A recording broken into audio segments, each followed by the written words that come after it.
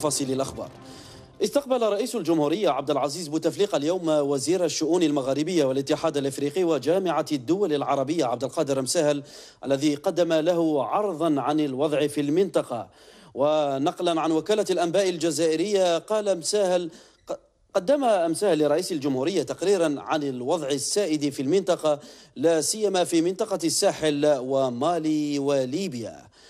وأظهرت هذه الصور الجديدة صورا للرئيس بوتفليقة جنبا إلى جنب مع الوزير مسهل.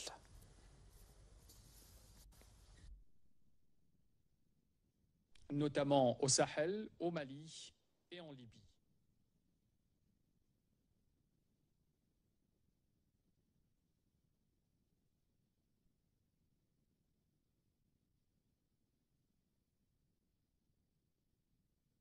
إلى ذلك اعتبر مدير ديوان